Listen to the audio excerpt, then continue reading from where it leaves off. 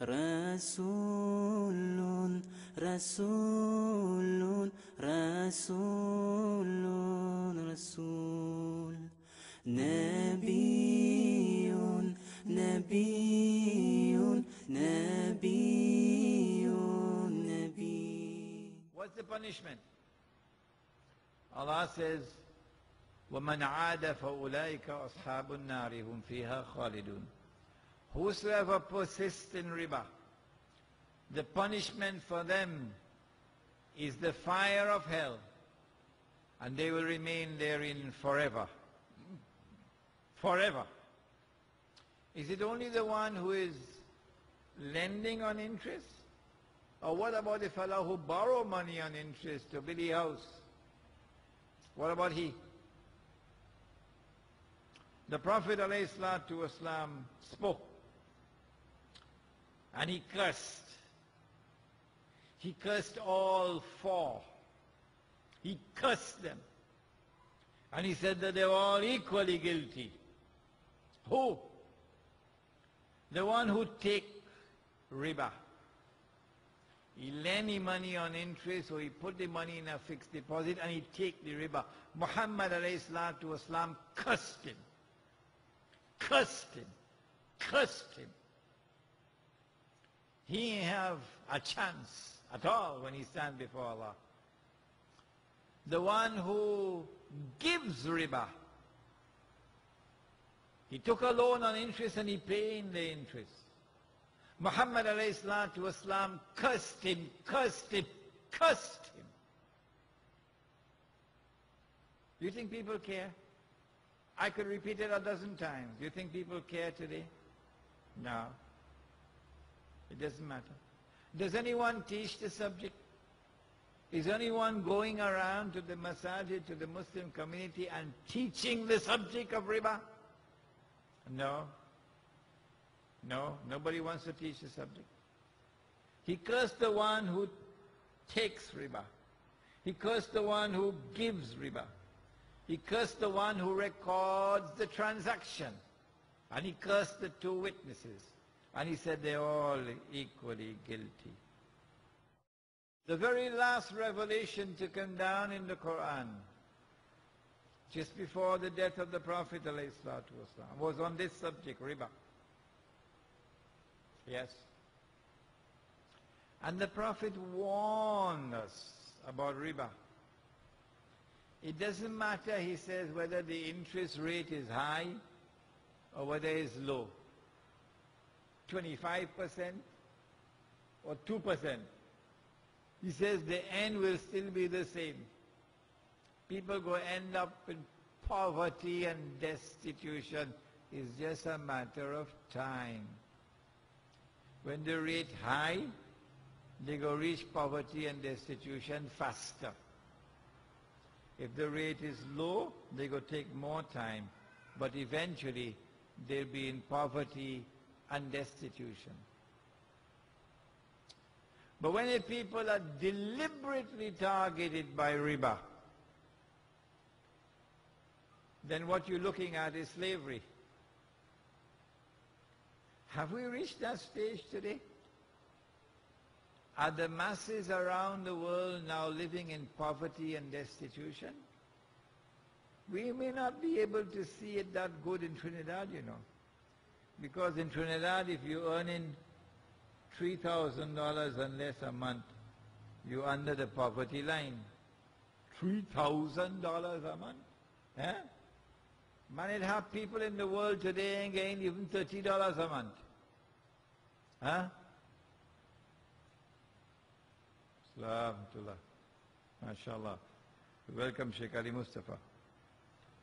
If you go to Bangladesh, if you go to Indonesia, if you go to Egypt, you will see poverty. If you go to Africa, you will see poverty that you've never seen in this country.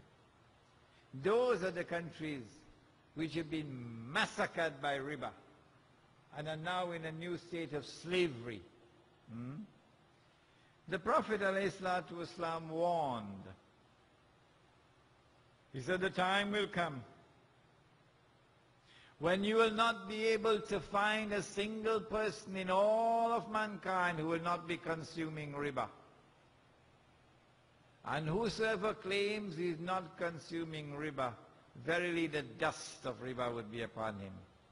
Verily the vapor of riba would reach him.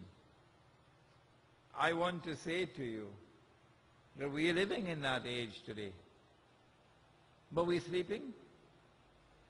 Nobody is losing any sleep over the subject of riba. And when you attempt to teach the subject of riba, people vex with you. Yes? People living comfortably, going to sleep comfortably, singing qasida day and night.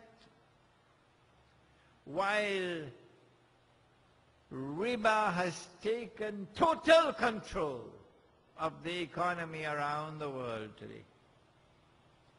Now we can see what is the state of a people who say, we are following the Quran and Sunnah, when in fact they have abandoned both the Quran and the Sunnah, and they're not even aware of it. Riba is not only borrowing and lending on interest. Riba is also any transaction through which you rip off people. You rip off people. That is also riba. Any rip-off. Well, the biggest rip-off of all, since our father Adam alayhi salam set foot on earth, the biggest rip-off of all is a rip-off called money. Yes.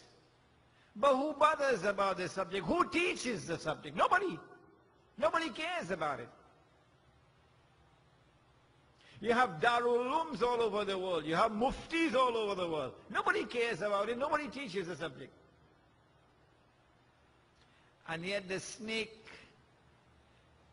is pumping its venom into the Muslim community around the world, paralyzing us.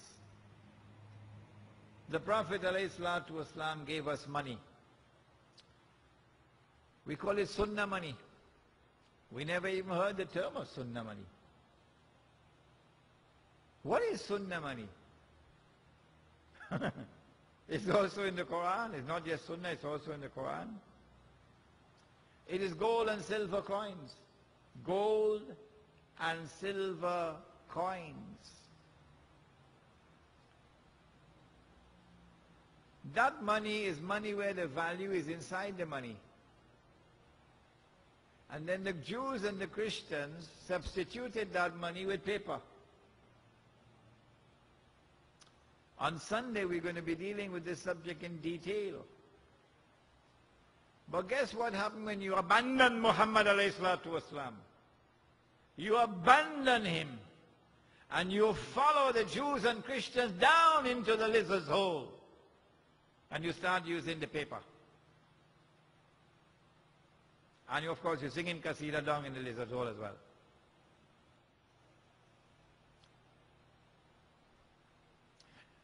When you work for a whole month and you get your salary with a gold coin, and that money could buy a camel, and you carry your money home, you give it to your wife, she put it away. 5 years, 10 years, 15 years, 20 years later, you take it out. Demand and supply remaining constant, you could still buy the camel. Yeah. Because the value of the money is in the money, intrinsic. But guess what happens when you abandon Muhammad alayhi salatu wasalam? You abandon Muhammad alayhi salatu wasalam and you're using the paper money. You get your salary.